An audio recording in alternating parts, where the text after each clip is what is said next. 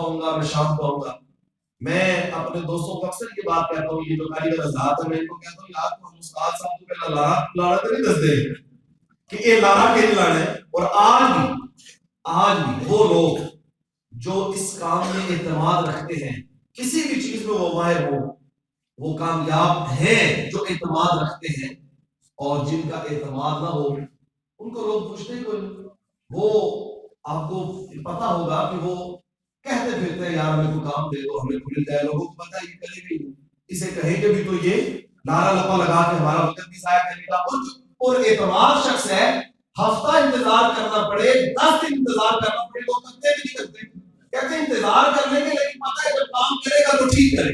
اس لیے اہل ایمان کو کہا اے ایمان والو اپنی بات کو پورا کرو، اعتماد حاصل کرو. اس لیے اپنا اعتماد جو ہے وہ بحال کرنا. ویسے ہمارے بزرگ یہ کہا کرتے تھے پتر اعتماد بنانے یا زندگی لگ جاتی ہے، ختم کرتے ہیں 2 منٹ بھی نہیں لگتے. اس لیے اس کی اعتماد مہنگی چیز ہے اس دنیا میں. میں نے اس لیے کہا سب سے مہنگی چیز اعتماد ہے. یہ جس کے پاس ہے وہ کامیاب ہے. اس لیے فرمایا کہ اپنی بات کو پورا کرو. آگے کچھ جانوروں کا تذکرہ کیا، میں تفصیل نہیں کروں گا، دوسرے بارے کی تفصیل میں یہ بات گزر چکی تھی کہ خنزیر کا گوشت اور پھر بہنے والا جو خون ہے، اس کے بعد غیر اللہ کا نام جس کو ذبح کرتے وقت لیا جائے وہ، یا پھر سینگ مار کے کوئی جانور مار دے وہ، اپنی موت آپ مر جائے مردار ہو، یا پھر کسی اونچی جگہ سے گر کے مر جائے وہ. اس آیت کے آخر میں ایک خوشخبری ارشاد فرمائی فرمایا الیوم اکملت لکم دینکم واتممت علیکم نعمتی ورضیت لکم الاسلام دینا.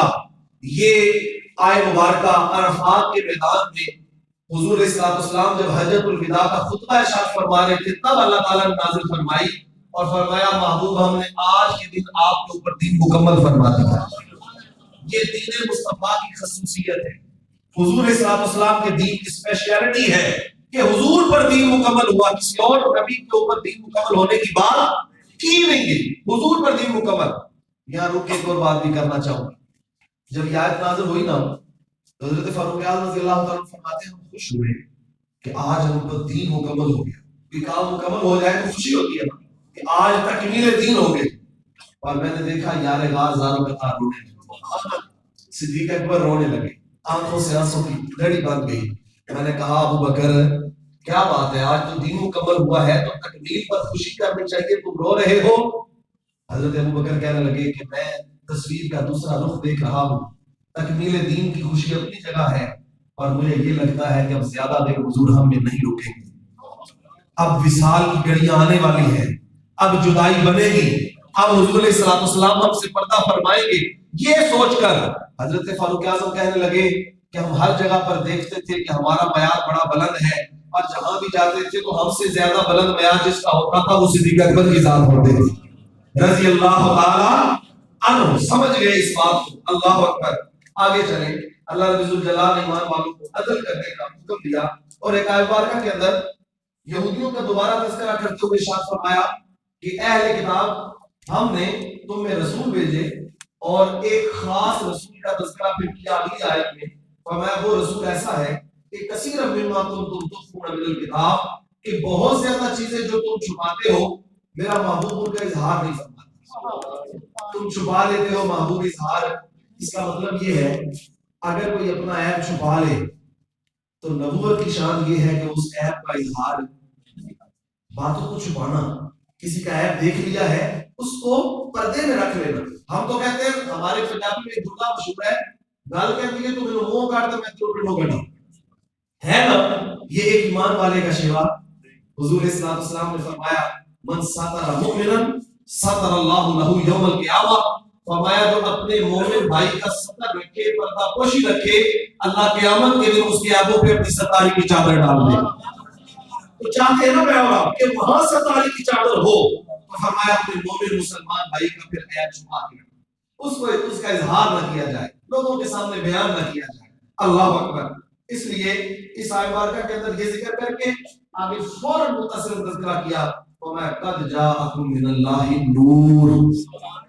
بے شک تمہارے پاس اللہ کی طرف سے نور آ گیا ہے. کیا آ گیا ہے؟ پھر بولے ذرا کیا آ گیا ہے؟ یہ نور والوں کا عقیدہ ہے چہرے نور لالا نور ہو جاتے ہیں. کیا آ گیا ہے؟ کچھ لوگ کہتے ہیں کہ نہیں نور نہیں بشر ہے، یہاں نور قرآن کو کہا گیا بھئی نور و کتاب مبین، واو کا تذکرہ ہے درمیان میں عطف ہے، نور و نور آیا اور کتاب ہے، نور آیا اور کتاب۔ ایمانداری سے بتائیں جہاں جملے میں اور آ جائے تو ذات جدا ہو جاتی ہے کہ نہیں ہو جاتی؟ کہتے ہیں نہیں، نور بھی قرآن ہے اور کتاب بھی۔ خدا جب دین لیتا ہے تو عقلیں چھین لیتا ہے، ختم ہو گئی بات۔ یہ پتہ نہیں چل رہا کہ اور کا مطلب ہی ذات کو جدا کرنا، نور و کتاب مبین۔ اچھا یہاں صرف اتنی بات کر کے میں آگے چلوں گا، جس ماں کے بطن اطہر میں حضور آئے وہ ماں سیدہ آمنہ سلام اللہ علیہا کہتی ہے کہ خرج منی نور، مجھ سے نور نکلا۔ آپ سمجھ رہے ہیں؟ پھر جس ماں کے گھر میں رہے دودھ پیا، وہ حضرت حلیمہ سعدیہ کہتی ہے کہ جس دن سے حضور میرے گھر میں آیا ہے میں نے دیا جلایا ہی نہیں، ویسے ہی میرا گھر نور لگا نور ہو گیا۔